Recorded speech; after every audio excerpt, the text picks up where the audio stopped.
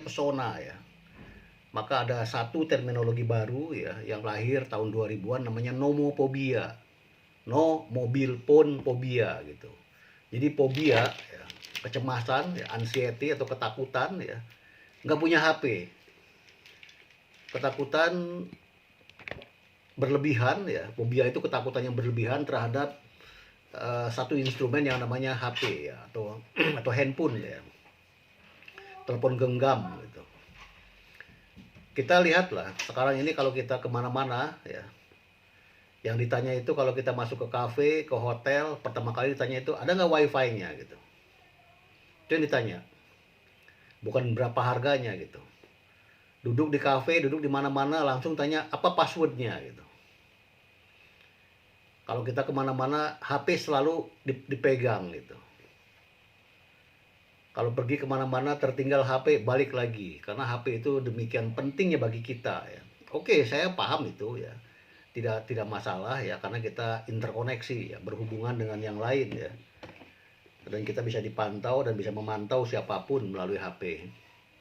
Tetapi ini juga mata kuliah ini saya sampaikan di awal, kita lebih supaya kita mengajarkan kita lebih arif ya dalam menggunakan teknologi ini ya. Lebih arif itu artinya bukan anti ya, bukan sama sekali tidak menggunakan, tapi arif ya, sesuai dengan tempatnya, sesuai dengan porsinya. Karena internet ini adalah semacam virus ya, virus untuk kebaikan ya, menyebarkan kebaikan dengan melalui internet, melalui digital kita bisa dakwah ya, bisa memberikan ilmu yang bermanfaat, bisa memberikan pengetahuan ya.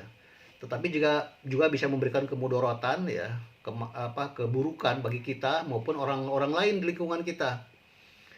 Ya, kita tidak bisa lepas dari itu. Maka digitalisasi sudah menyangkut semua lini ya, public service ya, pelayanan-pelayanan publik, jasa layanan kesehatan ya, pendaftaran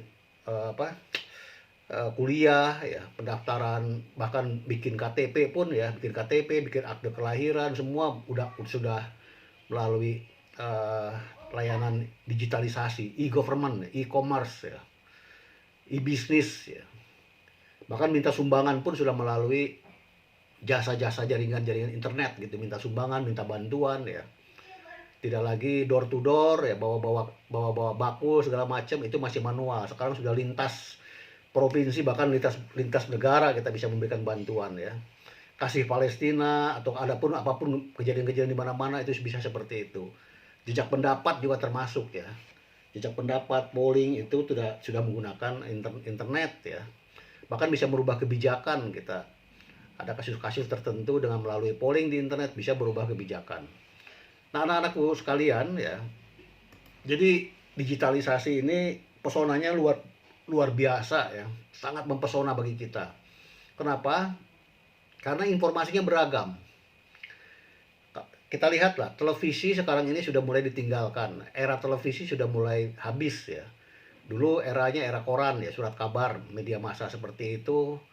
Masih banyak orang jualan di pinggir jalan, di kios-kios, toko buku, jualan-jualan koran, jualan majalah. Sekarang mereka sudah beralih ya ke televisi. Kemudian sekarang televisi juga beralih ke era-era digital seperti ini, di internet seperti itu. Televisi sekarang udah jarang ditonton orang ya. Akibatnya mereka sudah mengalami disfungsi ya. Saya punya televisi di rumah jarang ditonton itu. Karena anak-anak ya lebih banyak menikmati HP-nya. Dengan HP mereka bisa melihat apapun ya yang dia gemari. Kalau televisi kita terhukum pada rentetan acara yang dibuat oleh provider. Hari ini jam sekian tayangnya ini gitu. Kita harus mengikuti mereka. Kalaupun kita suka nonton sinetron, kita harus menunggu jam tertentu. Tapi dengan internet kita kapanpun bisa ya. Melalui internet kita mau pengen dengar ceramah siapa gitu, mau ceramah ustadz siapa, mau ceramah pendeta siapa, kita bisa pilih ya. Mau nonton film apa setiap saat gitu. Jadi pesonanya luar biasa ya. Apapun, mau musik, mau apapun semua ada ya. Dan itu dasar manusia itu adalah curiosity. Manusia itu rasanya ingin tahunya tinggi, rasa penasarannya tinggi, maka seringkali dibuat viral gitu loh, viral. Momen-momen tertentu dibuat viral. Oleh karena itu begitu viral kita langsung mencari tahu Kemana mencari tahunya? Bukan ke bukan ke toko buku, bukan ke televisi, tapi langsung kita browsing di internet, misalnya tentang apa, langsung pengen tahu kasusnya apa, sehingga berseliweran berita itu di internet berseliweran. Nah inilah yang seringkali menimbulkan hoax ya, apa namanya tuh, berita palsu ya, post truth ya. Itu maka dibutuhkan kearifan kita ya, kearifan kita dalam menyikapi ini ya. Jangan sampai kita terjebak pada penyebaran berita-berita palsu, berita-berita kebencian, ya, fitnah dan lain-lain. Karena berseliwerannya bukan main di media massa sekarang ini. Dan kalian bisa berkontribusi memberikan hoax itu pada orang lain ya. Kalau ikut menyebarkan, maka mata kuliah literasi digitalisasi ini juga memberikan pengajaran bagi kalian bagaimana mengantisipasi hoax ya, bagaimana mengidentifikasinya gitu. Termasuk nanti ada tentang cyberbullying ya. Jadi kalau dulu perundungan itu mungkin langsung ya, kita sering diejek-ejek. Kalau ketika saya kecil, ejek-ejekan itu, yang diejek itu kadang-kadang fisik kita ya, hei hitam lo misalnya, bopeng lo gitu ya.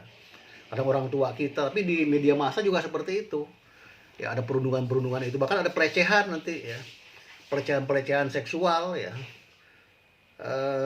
Nah ini harus diantisipasi oleh kalian, dan bagaimana cara mengantisipasinya. Nah inilah kalian harus melek.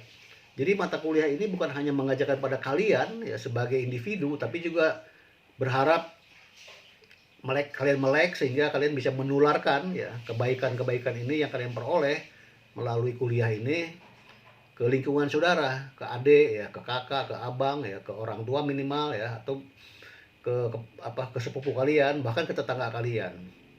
Ini ya. Kemudian juga kemasan-kemasan yang diberikan dalam media internet ini ya, digitalisasi itu kemasannya menarik betul ya. Sangat menarik kemasannya. Dikemas dengan baik ya.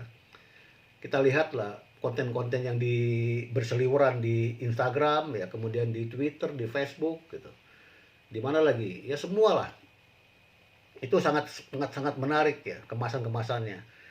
Dan menjanjikan tautan informasi. Begitu kita baca satu buah artikel, di bawahnya langsung ada subjudul lain yang kita bisa klik lagi yang terkait dengan informasi itu.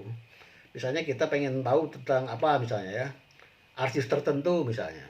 Begitu kita baca langsung di bawahnya tautan-tautan lain yang terkait, sehingga kita tertarik itu, sehingga kita kadang-kadang melenakan kita melakukan sesuatu atau mengerjakan sesuatu.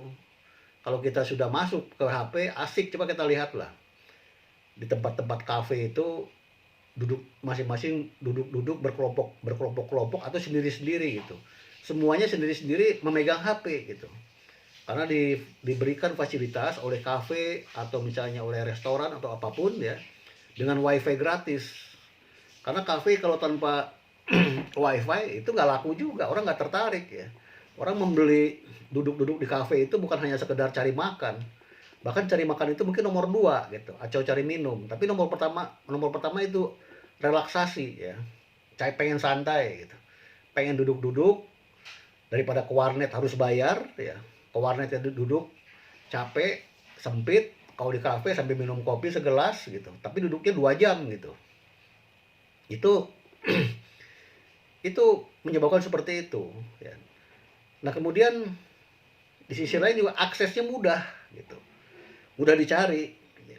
Kalau televisi kita nonton misalnya sinetron A atau acara B, begitu berlalu waktunya kita nggak bisa lagi flashback belakang gitu. Saya kalau misalnya ada dulu film silat seri ya, kalau saya tidak nonton karena mati lampu atau karena saya keluar segala macam, itu merasa tertinggal informasi film cerita silat seperti itu, sehingga saya mencari informasi, kemarin si Anu gimana tuh ceritanya tuh. Kalau kalian kan gak seperti itu sekarang, tertinggal pun kalian bisa browsing di internet lagi ya, tentang cerita apapun gitu. Jadi medianya mudah sekali diakses gitu, setiap saat ya, setiap waktu, dimanapun kalian berada. Nah ini pesonanya ya, pesona digitalisasi demikian mempesona, sehingga itu yang disebutnya nomofobia ya, no mobile phone phobia gitu. Kekhawatiran yang luar biasa terhadap kalau tidak punya HP atau tidak ada HP. Maka kalian ini saya lihat ya, para mahasiswa sekarang ya, lebih cemas dia tidak punya paket kuota ketimbang tidak punya buku. Tidak punya buku, tenang aja dia. Ah, nggak apa-apa, nanti kalau nggak punya buku bisa dicari di internet. Ah, nggak apa-apa, nggak belajar juga, nanti bisa browsing di internet. Itu gitu loh. Padahal itu bukan satu yang keliru memang, tapi kalau seperti itu kalian akhirnya nggak dapat apa-apa gitu. Kalau gitu apa kuliah gitu, ya udah belajarnya di Google gitu, belajarnya di internet, karena semua di internet tuh ada semua informasi, apapun yang kalian tanya. Klik misalnya tentang Rusia, udah lengkap tuh Rusia. Klik tentang Sudirman, udah lengkap tuh sejarah Sudirman, siapa dia, di mana ininya, segala macam udah lengkap. Bahkan guru pun mungkin tidak sedetail itu kalau menerangkan gitu tentang sejarah-sejarah itu gitu. Jadi artinya apa? Artinya bahwa eh, internet itu hanya sebuah media ya, media. Namanya tadi saya sampaikan media massa, hanya media, hanya alat. Dan itu alat itu bisa digunakan, memang namanya alat gitu, tentu harus digunakan, tetapi harus arif menggunakannya itu. Jangan sampai terjadi hal-hal yang negatif dari efek media itu. Nah, ini yang kita pelajari ya. Kemudian anak-anakku sekalian, ini kita kuliah keempat ya, 4 atau kelima ya, nggak apa-apa lah. Nah, sambil ini kalian foto-foto juga selama kuliah ini untuk laporan ya.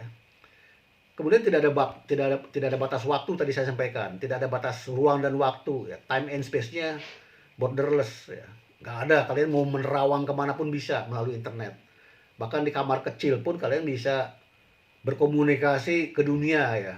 Bayangkan itu, kalian di kamar kecil hanya 1x2 misalnya kan, kecil di situ ya, tapi bisa aku berkomunikasi, berselancar ya, surfing kemana-mana gitu. Nah, akibatnya apa? Ini menjadikan payment ya, payment gateway. Apa itu? Ya, menjadi masyarakat konsumtif ya. Karena dicekoki dengan segala macam informasi, yang kadang-kadang informasi itu tidak semuanya baik ya. Tetapi kalian menjadi konsumtif. Coba lihat kalian di Instagram itu, apapun ya, atau di ini, maaf lah saya sebut merek lah misalnya, contoh aja nih ya.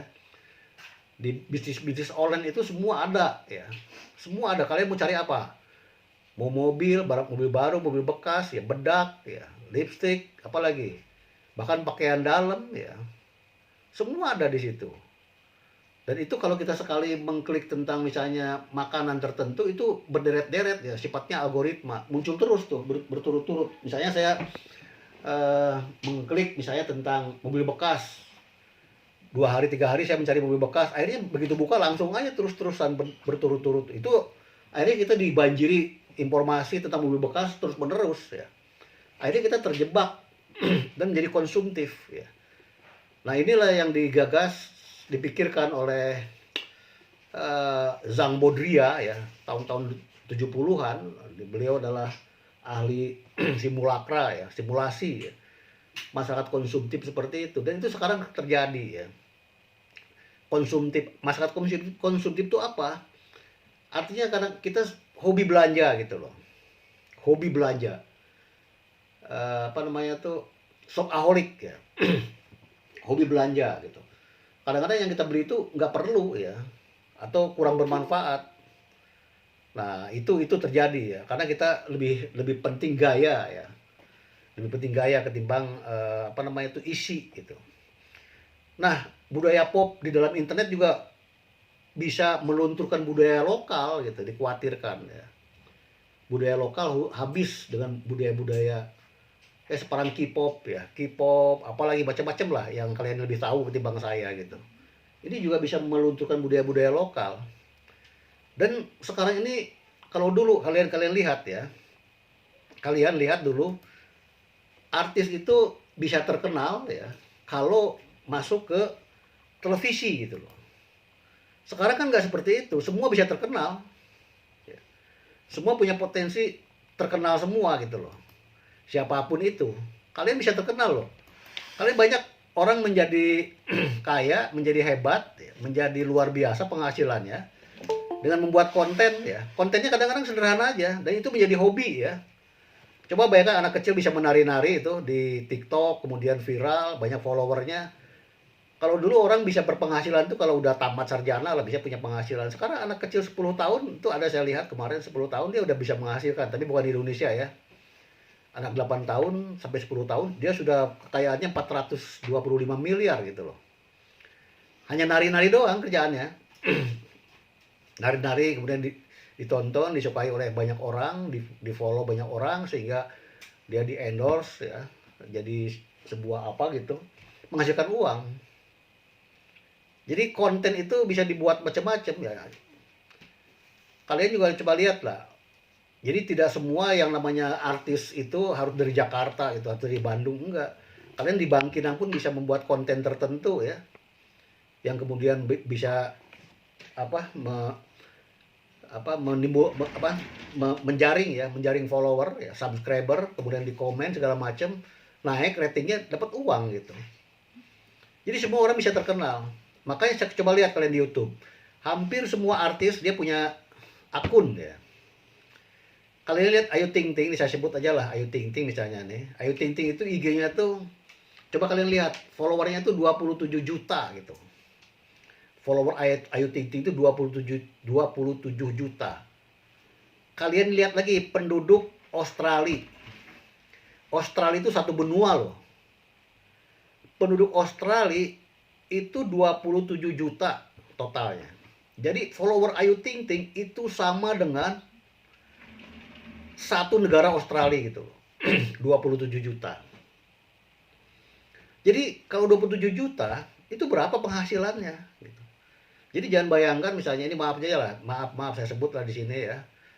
Tidak ada endorse dari pasangan iklan dari mana-mana. Seperti Ustadz Abdul Somad. Itu beliau sendiri menyampaikan ya, satu bulan 400 juta gitu. Satu bulan dari YouTube-nya itu. Karena banyak yang nonton, ya banyak yang like, memberikan komentar, kemudian di-upload lagi segala macam ya. Sampai 400 juta gitu loh.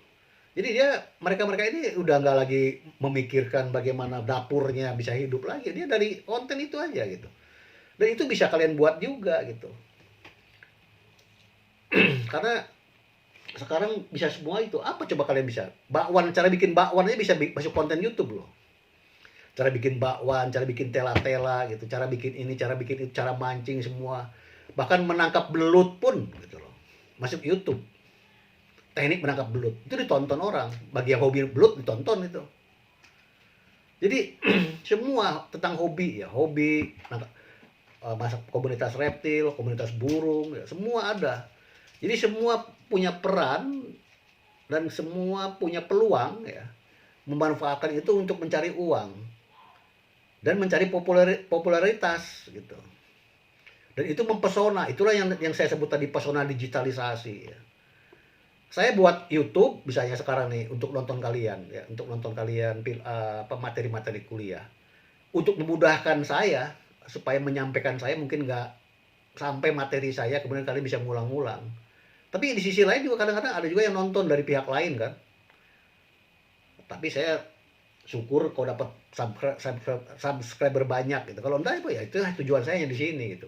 Tapi ada memang kemana-mana bawa HP, bawa apa namanya tuh tripod dan lain-lain hanya untuk buat konten gitu loh. Jadi akhirnya apa? Akhirnya orang berwisata itu bukan untuk menikmati rekreasi, tapi mencari konten. Nah inilah kritikan dari si Bodrian. Orang ke tempat kafe bukan untuk makan, tapi untuk checkpoint bahwa dia udah sampai ke kafe itu, kemudian direview, kemudian dia masuk ke konten YouTube-nya, ditonton orang, kemudian si kafe juga mungkin memberikan keuntungan karena dia di endorse kafenya, akhirnya dapat duit gitu loh. Jadi semua sudah komersialisasi di sini ya. Salah nggak? Ya nggak salah sebenarnya. Wajar-wajar aja toh. Cuma jangan sampai itu menjadi hal yang utama gitu. Sama dengan kita kuliah ini gitu ya. Kuliah ini kalau kalian pengen cari ilmu nggak perlu kuliah. Nonton aja YouTube, apa sih yang nggak ada gitu di YouTube. Pengen tahu pengantar sosiologi, klik deret itu dosen dari mana-mana pengantar sosiologi. Ya. Ada semua. Mau dosen Unram, dosen ini, dosen itu, ada sih mereka ngajarkan semua. Nggak perlu dari saya. Mungkin saya nggak menarik kuliah, mungkin mereka lebih menarik ya dari segi tampilannya segala macam. Jadi ini yang paling penting kalian kalian pahami ya untuk menyikapi kuliah kita. Oke, ada pertanyaan dulu? Ada pertanyaan? Silakan. Ini mati nih, Wi. Kamera itu apa tuh? Kayak gitu tuh. Dari tadi tuh. Berarti nggak terekam lah ya. Oke, ada pertanyaan? Ngomong lagi pula. Oke. Oke, kalau nggak ada pertanyaan udahlah, kita dulu cukup dulu ya. Yang penting kuliah ini nggak perlu ada pertanyaan, silakan. Saya Pak. Ya silakan cepat, satu pertanyaan lah. Pertanyaannya, yang tadi mengenai nomofobia Pak. Iya, nomofobia. Bagaimana kita agar menghindari yang namanya nomofobia Pak? Bagaimana solusinya Pak? Menghindari nomofobia tuh kalian harus bisa memanage waktu kalian.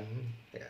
Nggak ada, kalian sakit misalnya, sakit ya, sakit, terus ke dokter, kata dokter kamu jangan merokok, tidur jangan begadang, misalnya kata dokter ya, kamu jangan merokok nak, supaya sehat, jangan begadang, kemudian makan ini. Tapi kalau kamunya nggak berubah ya nggak bisa juga dokter itu ngobati kamu gitu, nggak bisa. Jadi bagaimana menghindari nomofobia? Ya. Nomofobia itu saya ngasih tahu, misalnya kalian misalnya memanage waktu, waktunya belajar ya belajar, waktunya tidur, waktunya kumpul dengan keluarga, dengan abang, kakak, adik, ayah, matikan HP. Itu kan kalian sendiri yang ngatur gitu. Nggak bisa saya trik nomofobia harus begini, nggak bisa apa dengan dokter tadi. Dokter hanya ngasih tahu kamu jangan begadang, jangan merokok. Ya kamu sendiri yang ininya, yang memanagenya.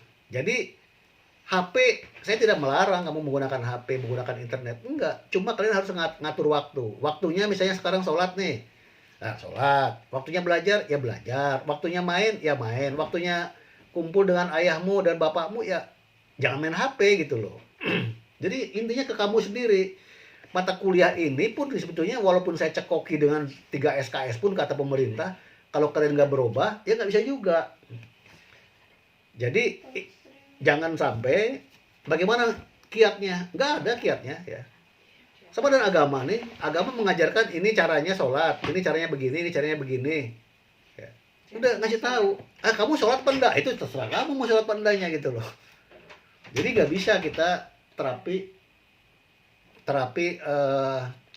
bagaimana cara menghindari nomofobia kecuali memanage diri sendiri ya. Itu terakhir lah saya sampaikan ya. Jadi pesona digitalisasi ini bukan main sekarang ya. Nggak ada lagi apa yang tidak ada di internet semua. Maka saya sampaikan nomofobia itu sekarang terjadi karena memang internet itu memberikan semua fasilitas ya. Bahkan mencari cinta pun, mencari cinta ya, ta'aruf id kalau nggak salah, itu kalian ta'aruf ya, bagaimana biro jodoh gitu loh. Biro jodoh sudah masuk ke dunia internet. Coba kalian IG, klik aja titik ta'aruf id gitu loh di IG ya, di Instagram. Itu kalian masuk situ, syaratnya kalian harus serius di situ ya. Harus serius, betul-betul siap mau menikah, nggak main-main, karena ditanya data pribadi ditanya itu ya. Nah ini termasuk hati-hati ya, kalian jangan mudah memberikan data-data pribadi ini karena ini menyangkut identitas kalian, privasi kalian. Maka di situ kalau kalian serius ya siap-siap nanya situ. Coba bayangkan sekarang di internet itu apa yang nggak ada ya. Mencari barang apapun ada, barang bekas pun ada, bahkan jarum pentul pun mungkin bisa dicari di internet ya. Mencari cinta pun bisa di situ. Mencari cinta. Nah, ini yang kalian perlu pahami ya dari sebuah mata kuliah ya. Jadi intinya seperti itu. Oke. Tidak ada lagi? Kalau tidak ada, kalian isi absen ya. Terakhir nanti sore jam 18 ya. Kalian buat resume kuliah kita, kemudian resume YouTube. untuk mengganti kuliah kita minggu lalu. Karena minggu lalu kita kan tidak kuliah ya. Karena saya kurang fit minggu lalu ya. Hari ini kita kuliah, mudah-mudahan ke depan kita kuliah lagi. Oke, kalau tidak ada pertanyaan, saya akhiri kuliah ini ya. Terima kasih atas perhatian saudara, mudah-mudahan ada manfaatnya. Dan mari akhiri kita kuliah ini dengan hamdalah, alhamdulillahirabbil alamin ya. Mohon maaf atas segala kekurangan. Mudah-mudahan kalian sehat ya, bermanfaat, dan kalian tidak mengecewakan orang tua kalian ya. Karena semua orang tua saya yakin ya ingin anaknya sukses, ingin anaknya tidak tercemar dengan pengaruh buruk internet ya. Maka saya sebagai orang tua kalian ya di kampus mengajak kalian, mari kita sama-sama arif ya, menggunakan internet ini untuk kebaikan dan kemaslahatan kalian di dunia ya, sehingga membawa manfaat untuk di akhirat kalian. Terima kasih. Assalamualaikum warahmatullahi wabarakatuh. Waalaikumsalam.